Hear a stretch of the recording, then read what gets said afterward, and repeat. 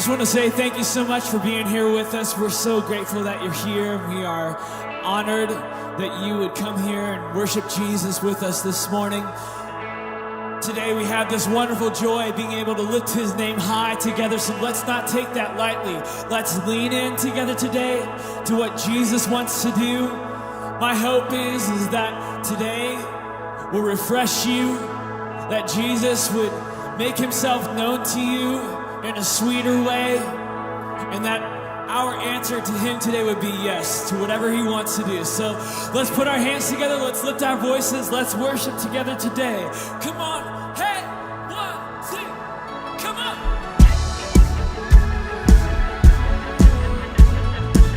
Come on, put your hands together.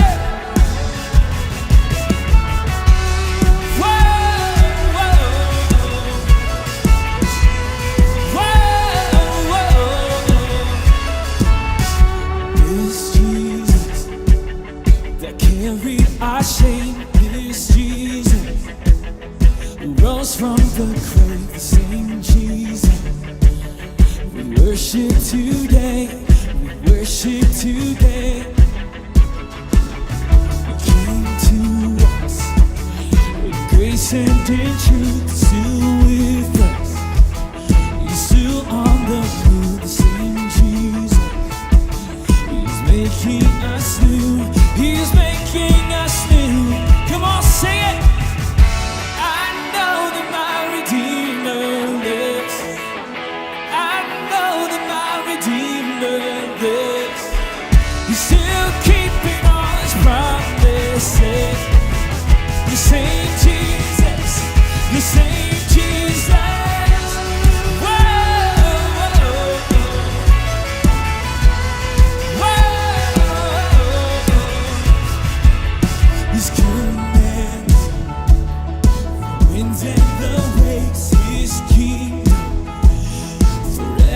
Shall we know that he's coming again? He's coming again. I know that my Redeemer lives. I know that my Redeemer lives. Still keeping all his promises. The same Jesus, the same Jesus.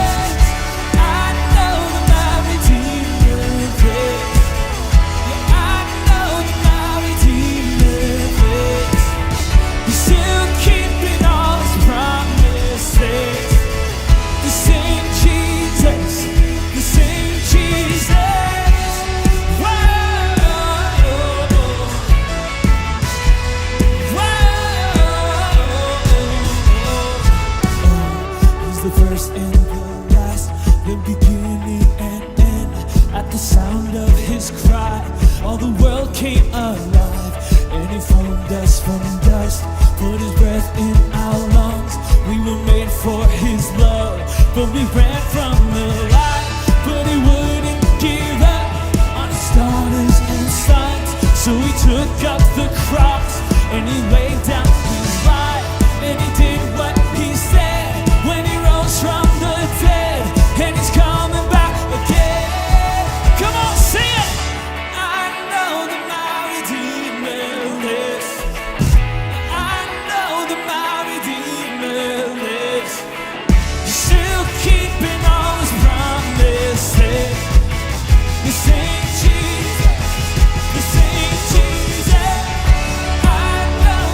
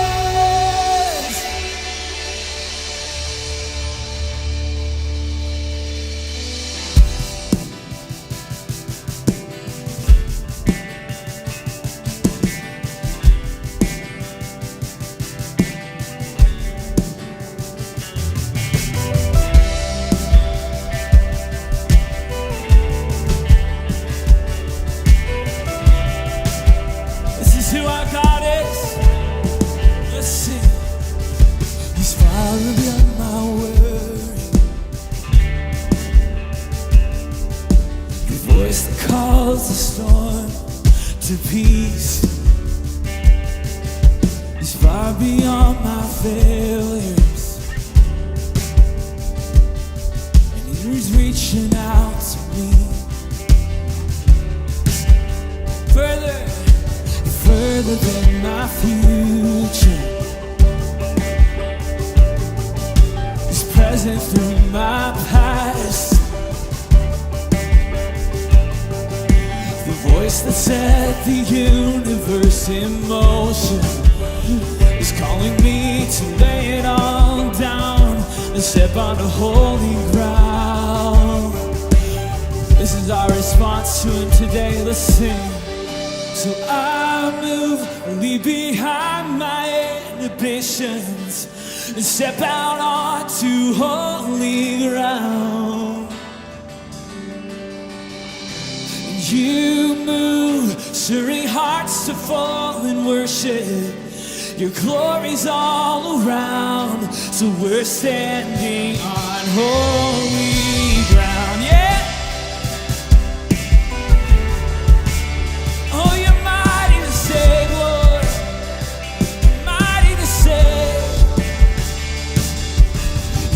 In the battle, faithful evermore. Yeah, let's sing it.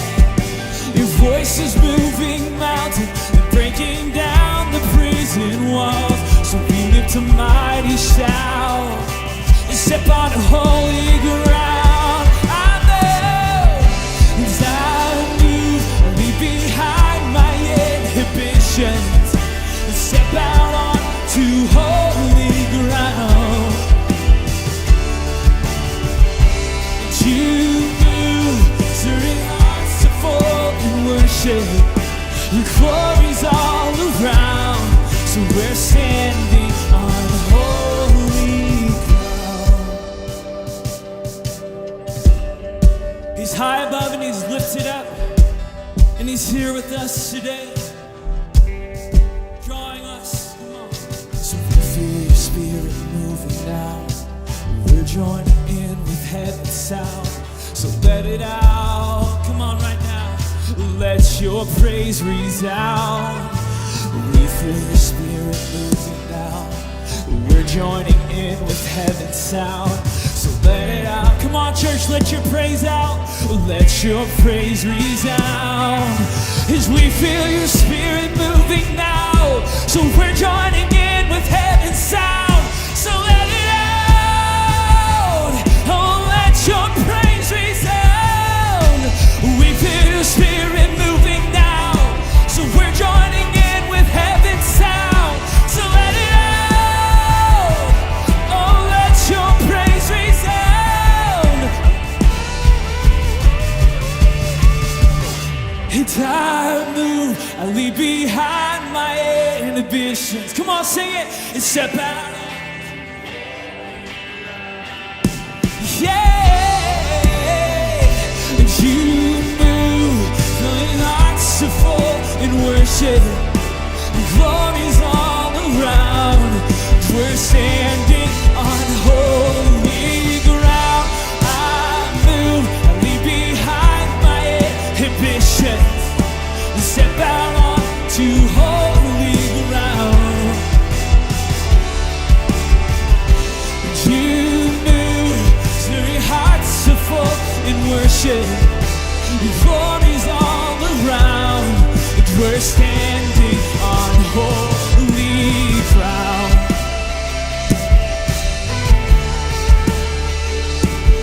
Yeah, and we're standing on holy ground.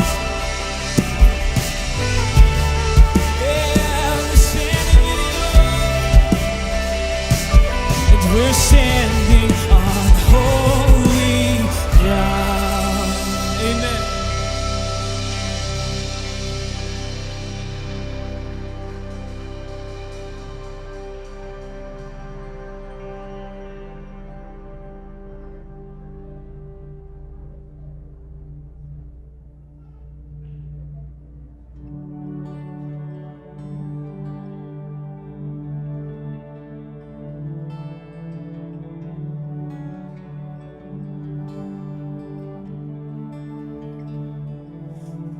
strong, and I've been broken within moments. I've been faithful and I've been reckless at every bend. I've held everything together and watched it shatter. I stood tall and I've crumbled in the same breath. I have wrestled and I have trembled, told surrender. Chased my heart, drift and drifted home again. Wondered blessing till I've been desperate to find redemption. And every time I turn around, Lord, you're still there.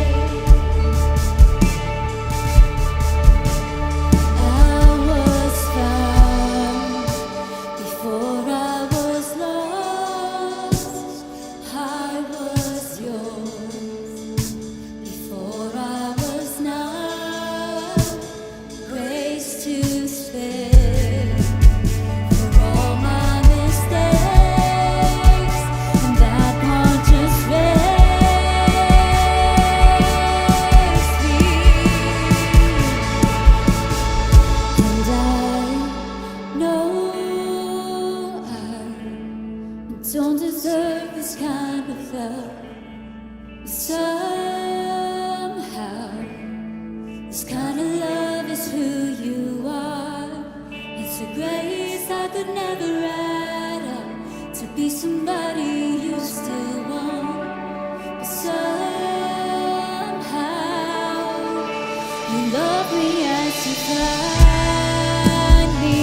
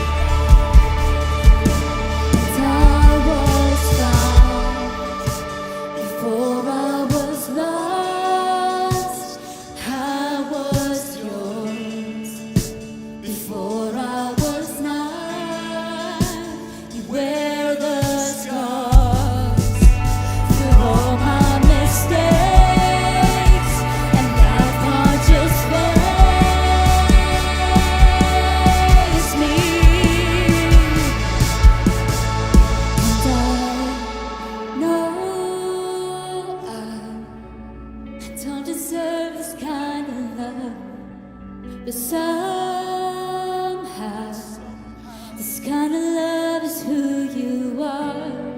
It's a grace I could never add up to be somebody you still want. Somehow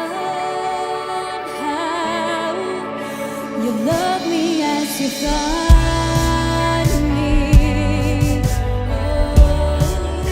You love me as you find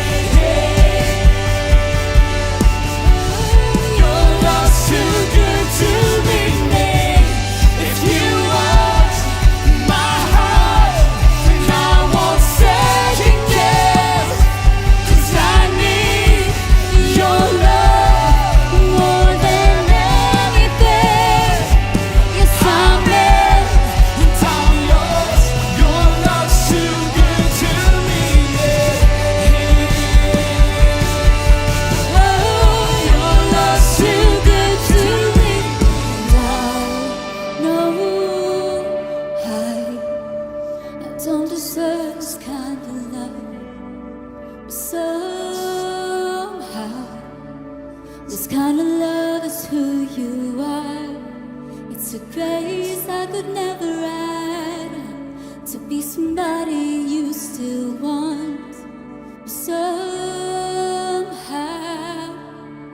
you love me as you find me.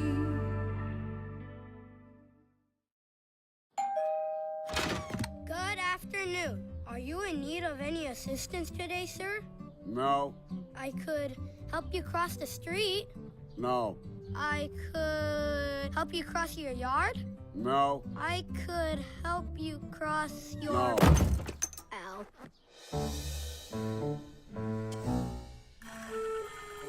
All his life, Carl Fredrickson dreamed of adventure. Today, his adventure is finally taking off.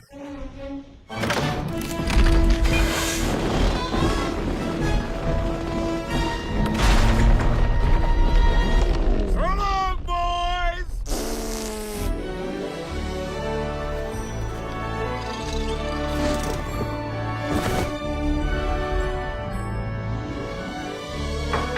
Huh? Ah! Please let me in. No.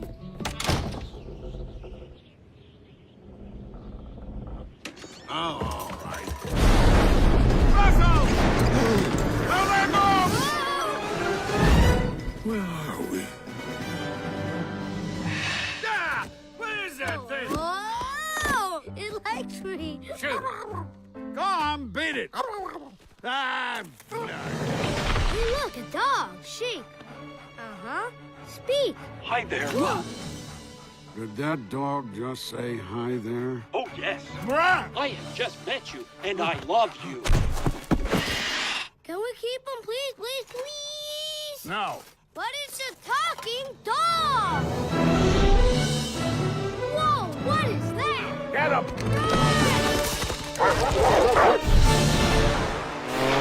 They're coming! Russell! Give me your hand! Does anyone know where they are?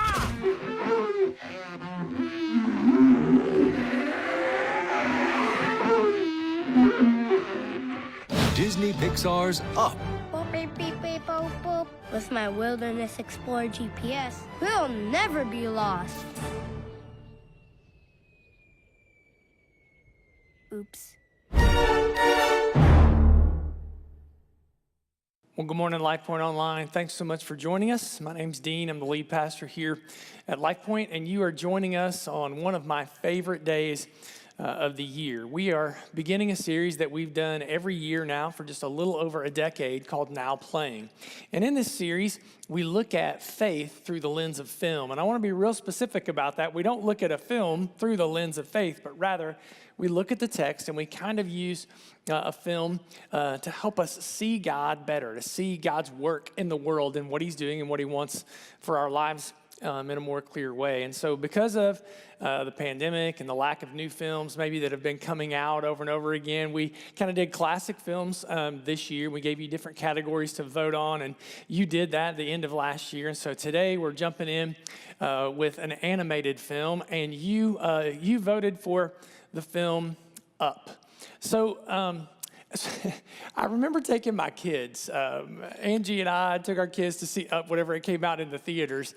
And I think Up is the most depressing animated film that's ever been made. The first 5 minutes, I remember I was sitting there getting misty thinking, my kids are going to be scarred forever because of what happens in the first 5 minutes of the film. And I think Angie was looking at me like, are you crying? I'm not crying. Are you crying? I'm not crying. I'm not crying. But the story really centers around 78-year-old Carl Fredrickson.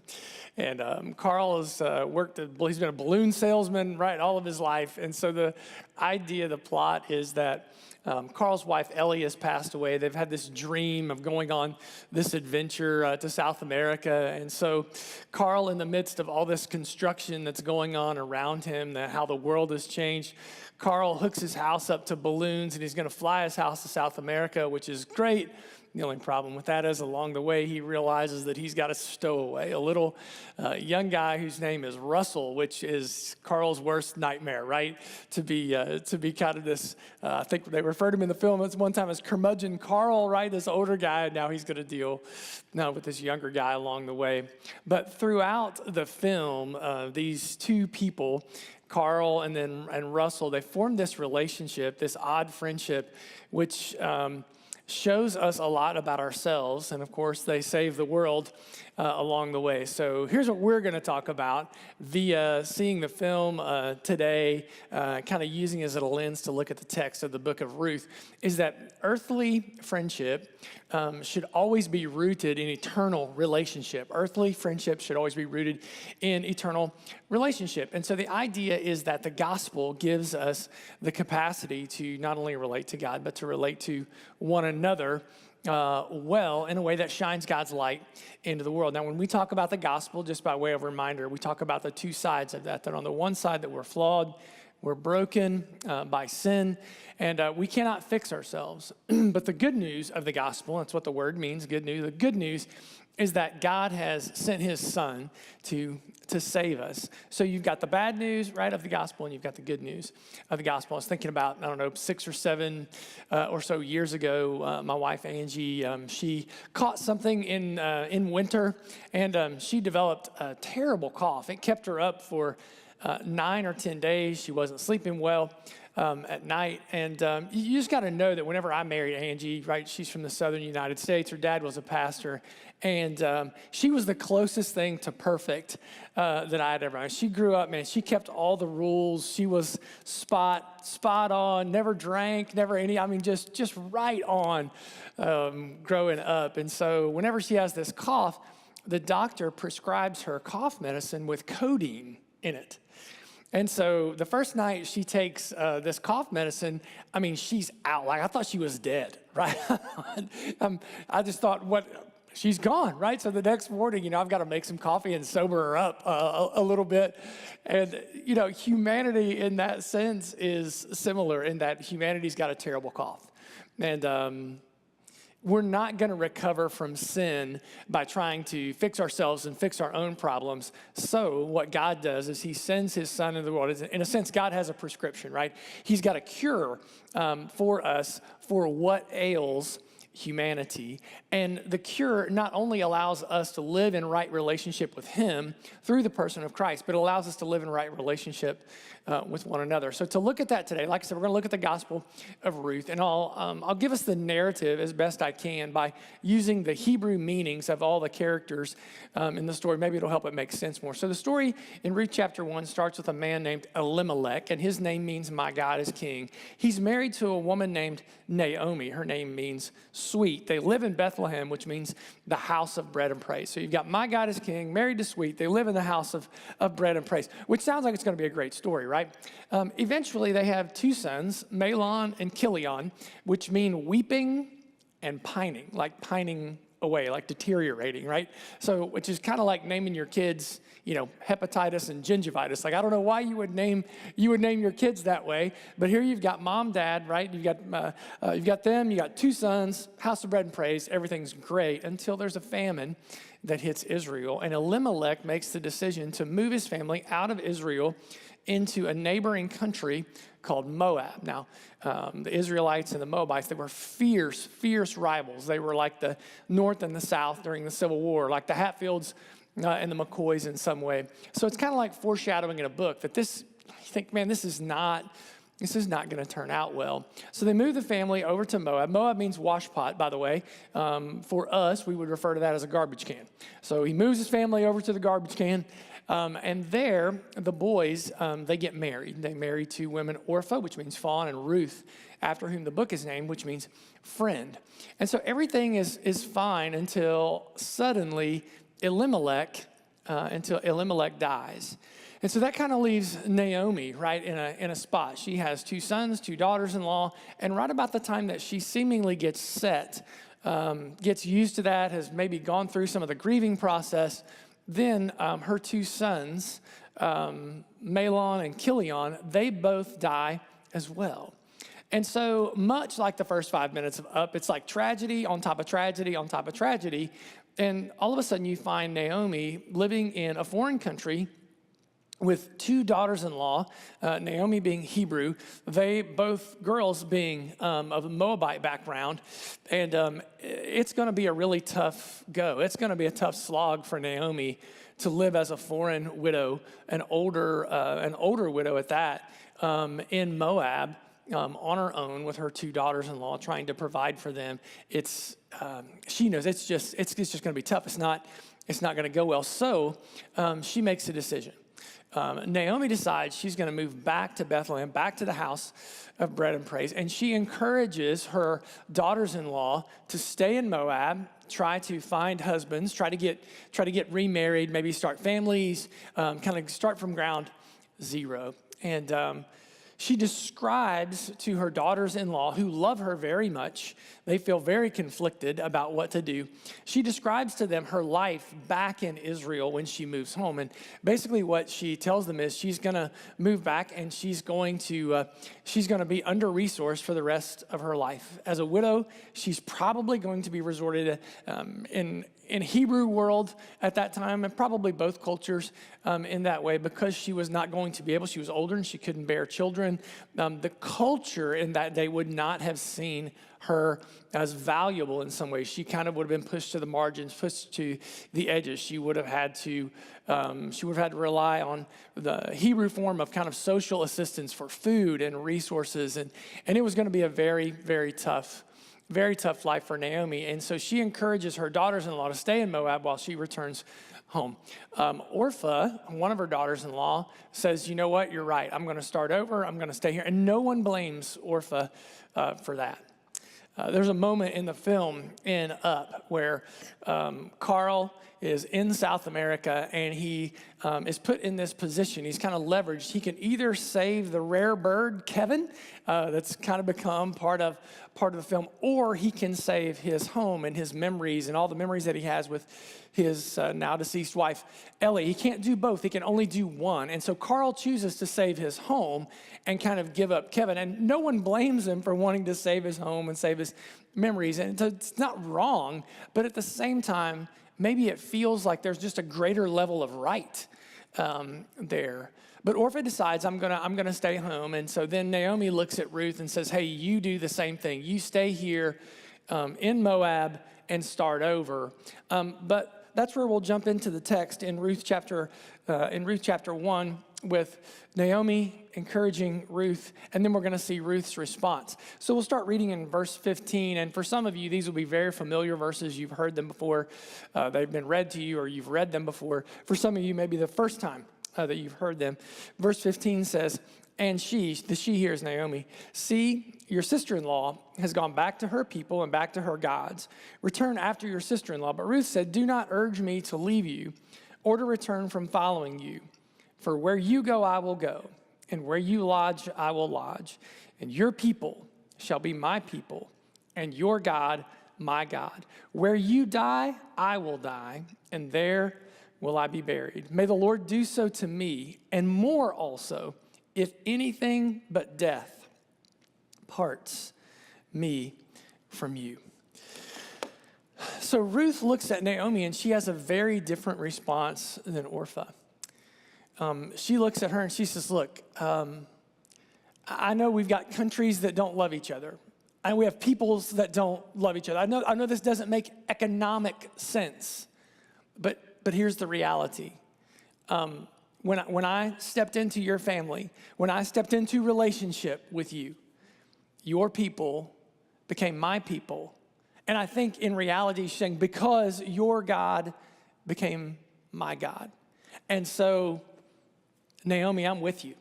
No matter what, where you go, I'm going.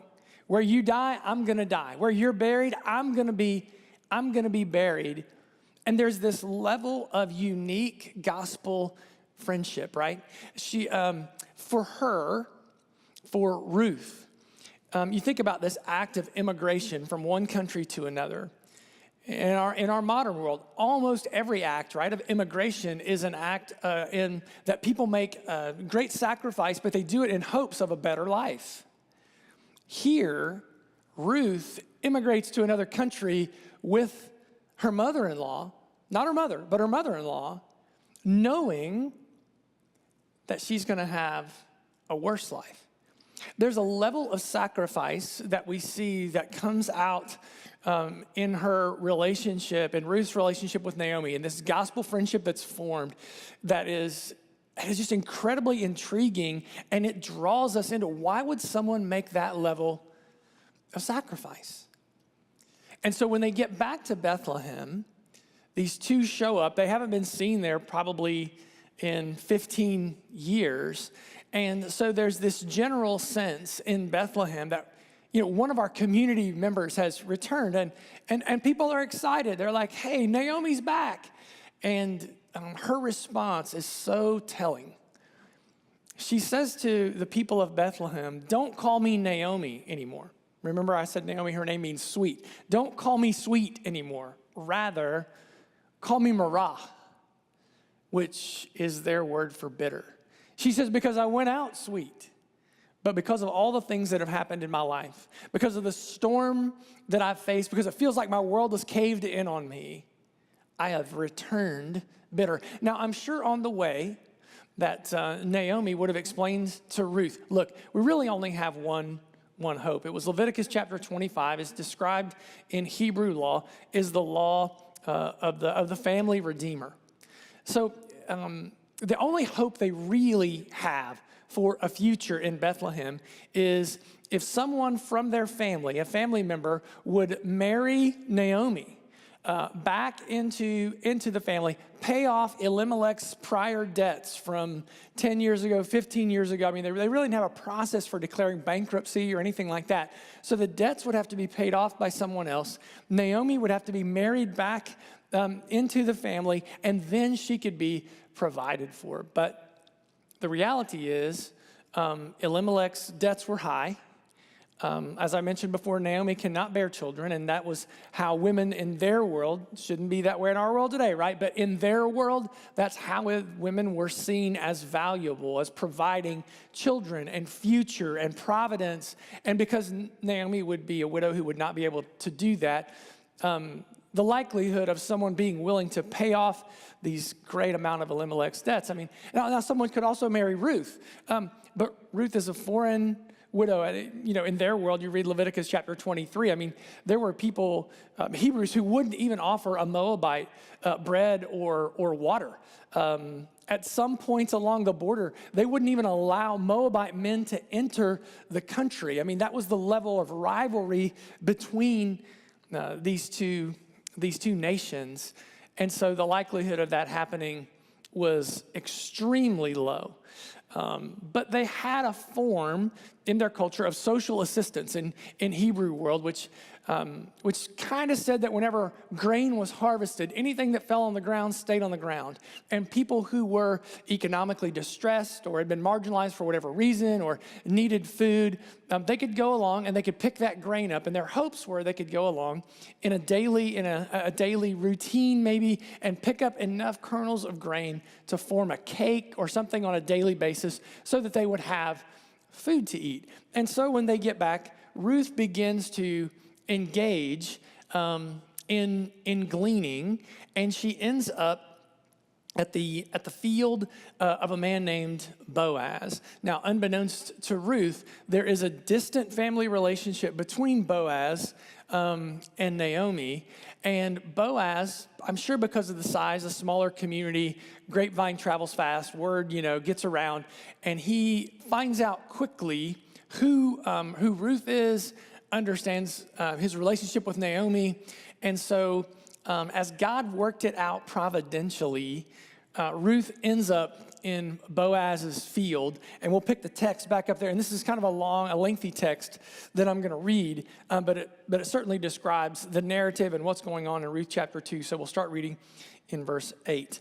Then Boaz says to Ruth, "Now listen, my daughter, do not go glean in another field or leave this one, but keep close to my young women. Let your eyes be on the field that they are reaping, and do not do not go after them being other fields. Have I not charged the young men not to touch you? And when you are thirsty, go to the vessels and drink what my young men have drawn. Now let's just pause right there for a second. So basically Boaz, when he interacts with Ruth, right, in this kind of initial relationship, he says, look, don't go glean anywhere else. You glean here. The people who work for me, who work in my fields, who are sharing it, you just go with them. Listen, whenever you're thirsty, you don't have to go find your own water. You just drink the water that I've provided. You have no concerns. I've told my young men not to touch you. Now, why is that? Why is that a big deal? Well, I'm sure that as someone who's coming from another culture, that there were probably times when those women would have been victims of assault. And he says, listen, I want you to know you're safe here. I've charged my young men. They're not going to touch you. You stay with my women. You don't go into any other. So this is the Hebrew flirting, right? This is Boaz letting Ruth know that he has some level of interest, which would have been shocking, right, to Ruth. And so Ruth's response, then she fell on her face. I mean, this is dramatic, right?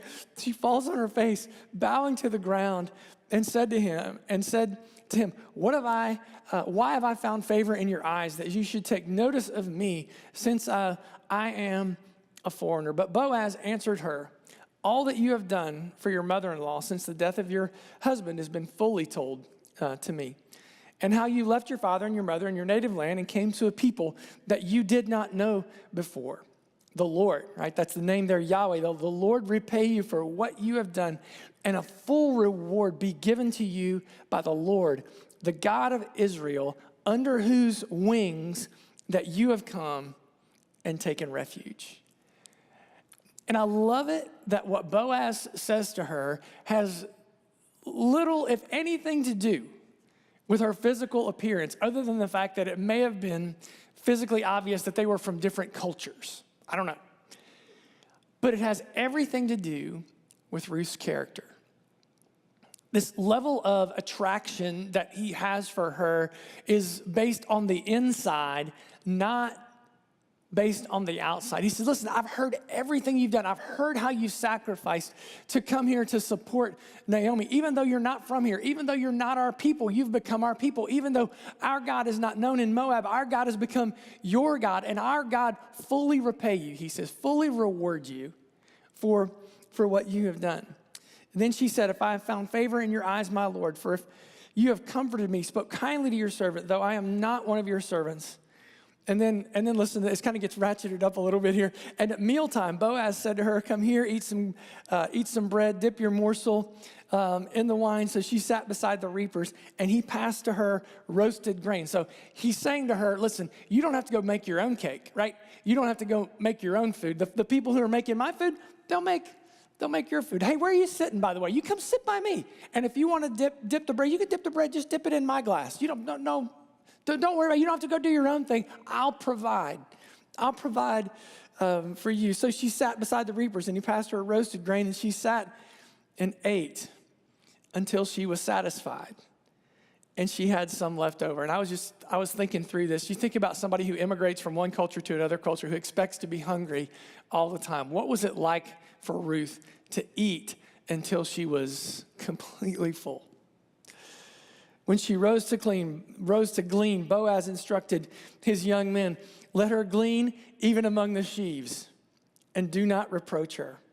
And also pull out some bundles for her, and leave it for her to glean, and do not rebuke her. And I love this. Boaz says to the guys, he's like, look, when you're out there and you're harvesting grain, if she wanders off into the grain yet to be harvested and gathers up, just let her be.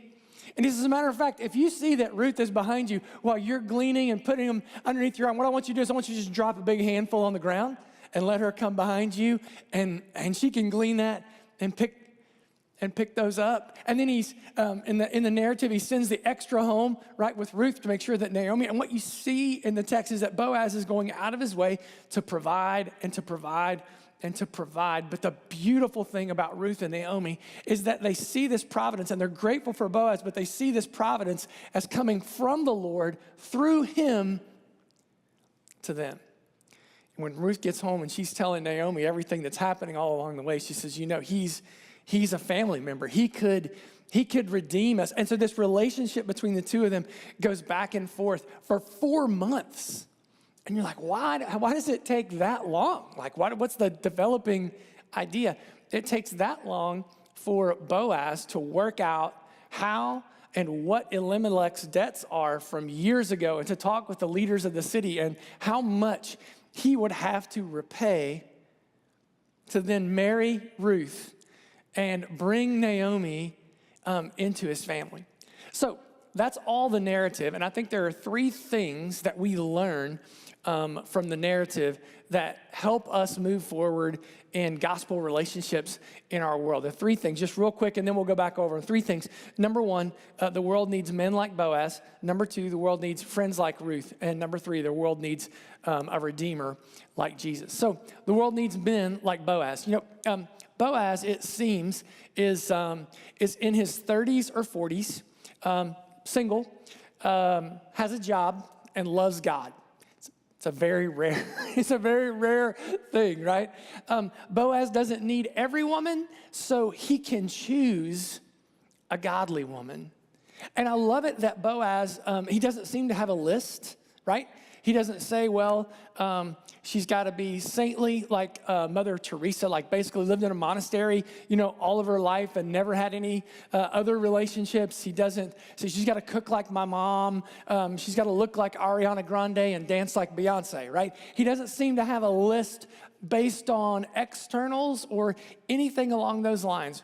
Rather, he seems to have this unique capacity to see beyond all of that. So how does that happen? If you look at Matthew chapter 1, it lays out the genealogy of Jesus, the Messiah, throughout the Old Testament. And when Boaz comes up in the genealogy of Jesus, the unique thing that you notice is that Boaz's mom is Rahab, who was a known prostitute, who was a harlot in their culture. And so when you grow up and live in a culture that is known for obedience and rule following all along the way, I would think for Boaz growing up, it was pretty tough sometimes. I would think that Boaz was probably pointed out. I think Boaz was probably in their culture excluded as a little guy a lot because of his mom. And it makes sense to me that Boaz sees Naomi and sees Ruth and sees the sacrifices and the difficulties. And so the way that Boaz has grown up, and it was really tough, I'm guessing, for him. And so because of that, he's learned to work hard. And because of that, he's learned to judge people not by what's on the outside, but what's on the inside. And so Boaz has this unique character where he's able to see past things that other people sometimes, even right in our day, in our world, we struggle to see past, to see what's really meaningful for what really makes great relationships. In our world, on some occasions, at least, women drag their husbands to church, right? They guilt them, they do whatever they could do just to get her in there. Not Boaz, right? He loves and acknowledges his relationship with God and all that God has given him, and he sees what God has given him as a conduit with which to live and be generous and to bless others along the way. Boaz has this unique capacity. He's tough and he's tender and he's brave, and because he's not looking for comfort everywhere, he's able to see character when God brings it in front of him, when God places it in his way. And whenever he sees it, he recognizes it, and he feels like, man, this is right. And so he's able to pursue that then in a very righteous, in a very godly way. The world needs men like Boaz, tough, tender, brave.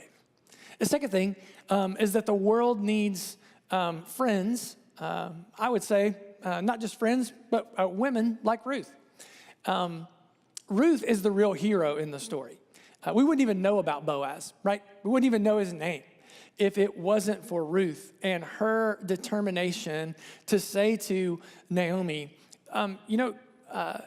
this thing that I'm doing, I'm going to go with you. And look, I get it that there are going to be some Marah days. There are going to be some bitter days. There are going to be low moments. There are probably going to be some higher moments. And I understand that today is Marah, but I want you to know, Naomi, you're not alone. That I am with you no matter what. And the world needs people like that. The world needs women like that who can lead. Women who, much like Boaz, are tough and tender and brave. I think about a lady who attends our church here at Lifepoint. And 20 plus years ago, she started every Sunday picking up this little fella, young guy, picking him up and bringing him to church every single week, week in, week out.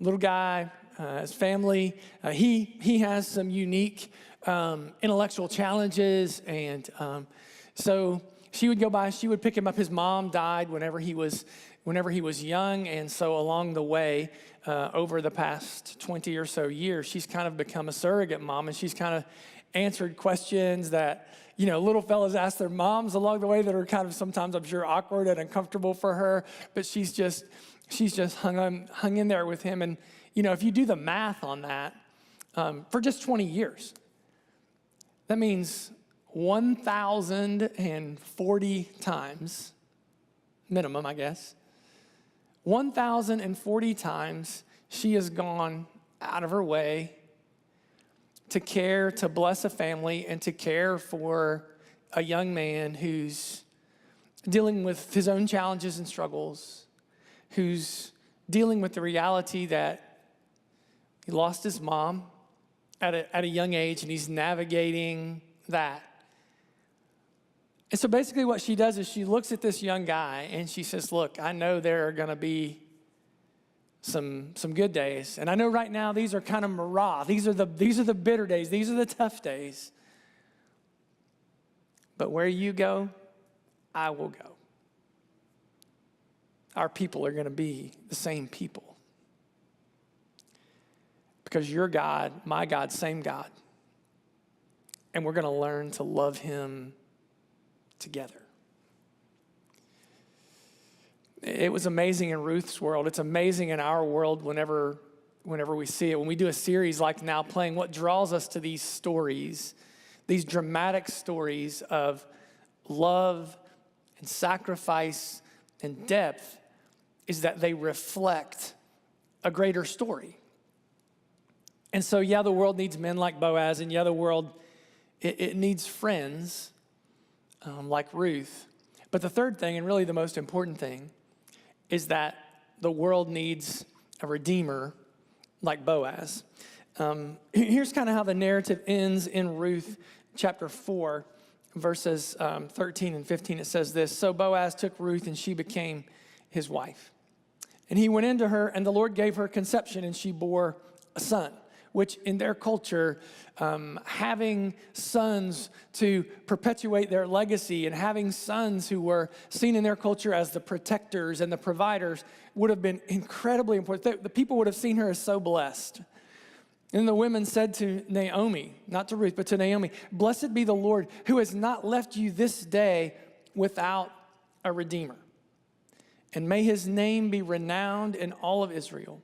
He shall be to you a restorer of life and a nourisher of your old age for your daughter-in-law." That's Ruth. "For your daughter-in-law who loves you, is more to you than 7 sons, has given birth to him." That phrase where the ladies in the community say to Naomi, "God bless you," because Ruth has this child and has brought you, has restored you. God has given you a redeemer in Boaz who paid off your debts, brought you back into into the family, but then they make this little statement right there at the end.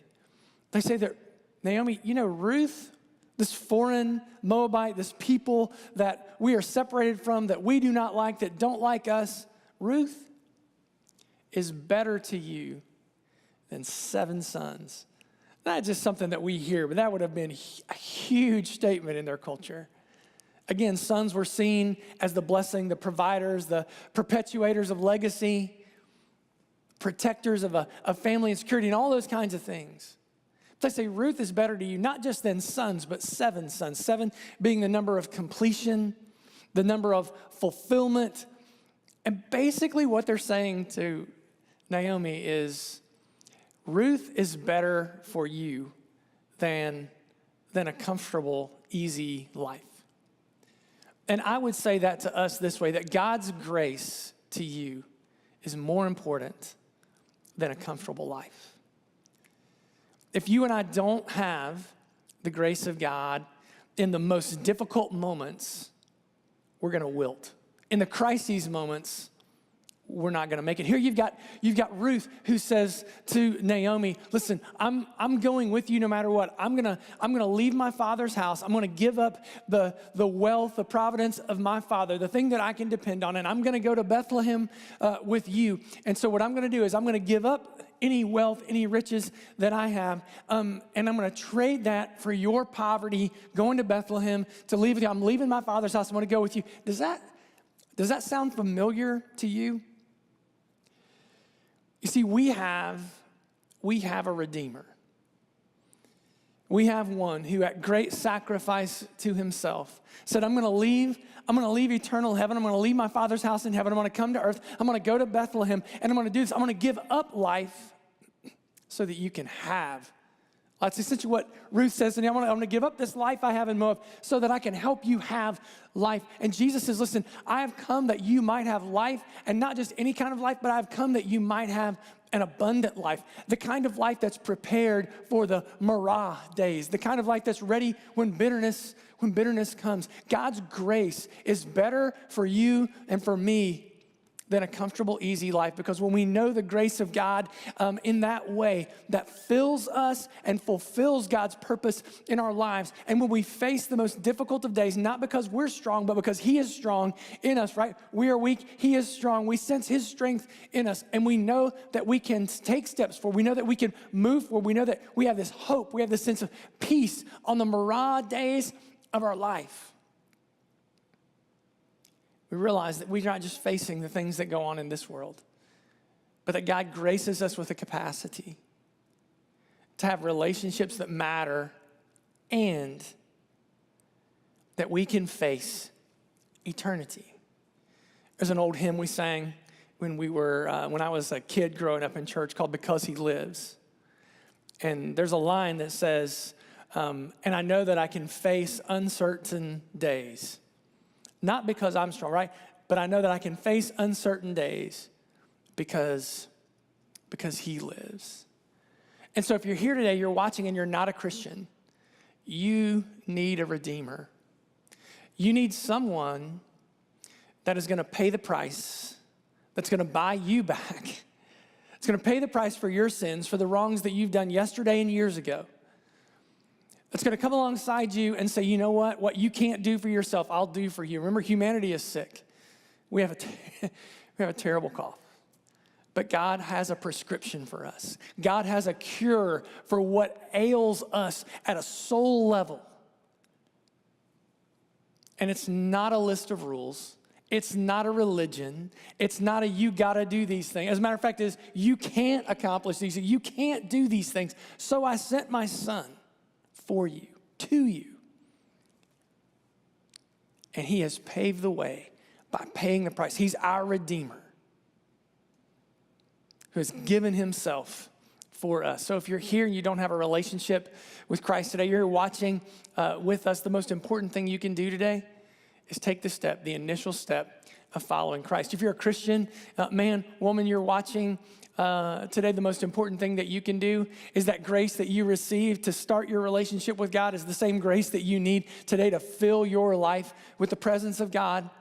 to continue to grow, and to continue to have earthly relationships that shine the light of God's glory to the nations, right?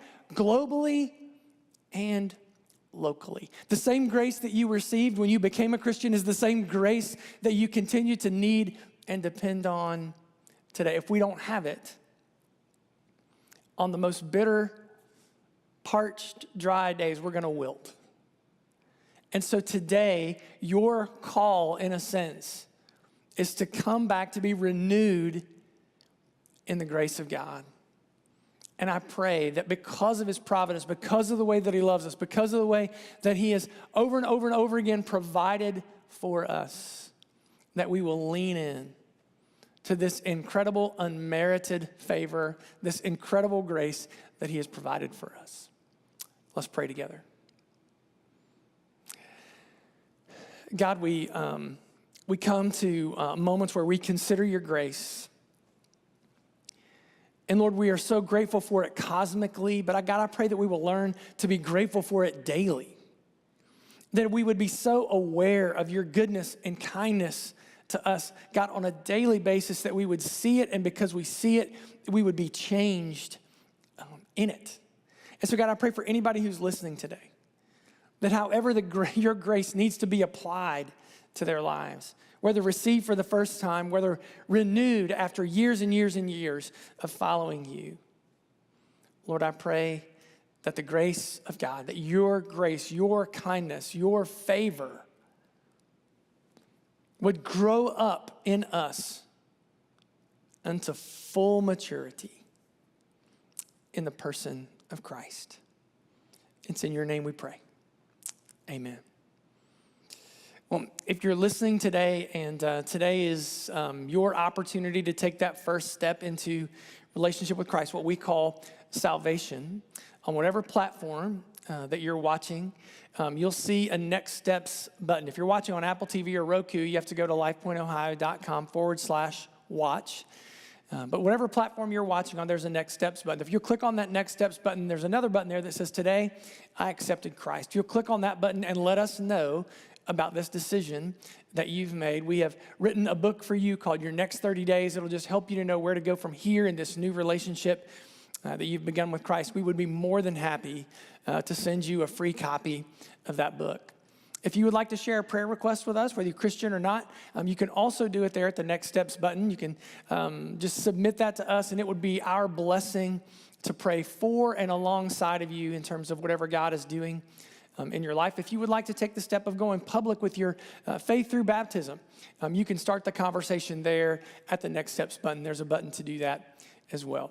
If you're our guest, again, there's on those same two places and spaces, you're going to see a button that says Guest Info. If you'll click on that button, it'll take you less than a minute to fill out the digital guest card that's there. On the bottom of that digital guest card, there are 4 different ministries listed that we are already partnered with. If you'll choose one of those 4, whichever one is kind of nearest to you, we will make a $5 donation to that ministry in your honor, just to kind of give you the opportunity to do something good and kind by investing your time and watching with us today. For those of you who are regular attenders and members, we are so grateful for the ways that you are generous with the resources that God has given you. In some ways, you are like Boaz, right? God had given him resources, and he used those resources to bless others. I know that a lot of times we talk about our partnership with the Send Network, planting churches all over North America, and we talk about that mostly in the context of major cities. And at the same time, we're planting churches in kind of mid-major cities and rural areas all over the country as well. I'll show you a picture, and this is a picture of planters in Western Ohio, Dayton, Toledo, and rural areas around. This is their first ever planter care gathering, where you get planters and their spouses together, take the opportunity to hear stories and just to share life with one another. And I want you to see their faces, just because I want you to know that you are blessing churches that are being planted, not just in big cities all over the country, but in rural areas, places, and spaces as well. And we are always grateful for your generosity. In those 2 different spots on our platforms, if you click the button there that says Online Giving, if you'd like to give your tithes and offerings today, you can give there. if you'll just follow the links that are provided for you. Last thing, I'll just remind you, on February the 16th, upcoming, we have a night of worship at our Lewis Center campus. All of our campuses are coming together, Delaware, Westerville, obviously, Lewis Center, but our upcoming Marion campus, our upcoming Plain City campus, we're all going to gather together to worship our King together that night. It starts at 7 o'clock. Childcare is provided. If you'll go on the Lifepoint app, go down to the events tab, you can see all the details located there on the date. I hope and pray that you go out this week and you can walk in fellowship with other believers, that you can be a friend, a gospel-oriented friend, understanding that we all are in the same boat because we are all flawed, because we all kind of suffer from that same sinful cough, if you will, and we all need the grace of God in our lives. And I hope that allows you to sense that there's meaning and purpose to your earthly relationships, not just for here, but for eternity. I hope you'll take the opportunity now to hang with us and just to worship.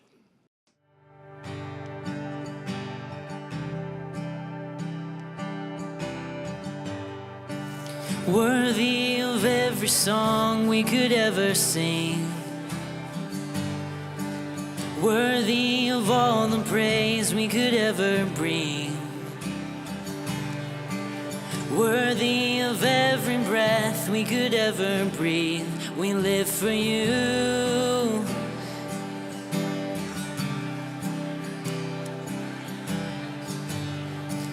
Jesus, the name above every other name. Jesus, the only one who could ever save. Worthy of every breath we could ever breathe. We live for you. Oh, we live for you. Holy, there is no one like you. There is none besides you. Open up my eyes in wonder. Show me who you are and fill me with your heart and lead me in your love to those around me.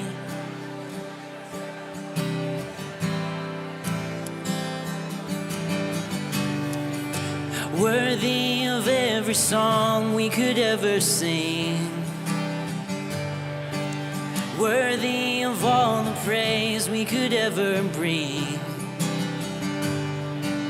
worthy of every breath we could ever breathe. We live for you, everything for you, Jesus. Jesus, the name above every other name. Jesus, the only one who could ever save. He is worthy. You're worthy of every breath we could ever breathe. We live for you, all for you. We sing, holy, there is no one like you. There is none besides you.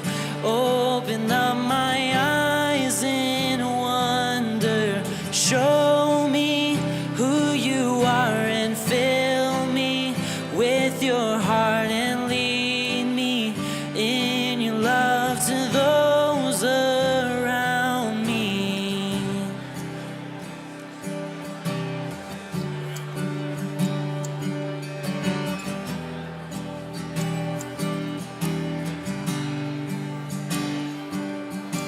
And I will build my life upon your love. It is a firm foundation, and I will put my trust in you alone, and I will not be shaken. I will build my life upon your love. It is a firm foundation, and I will put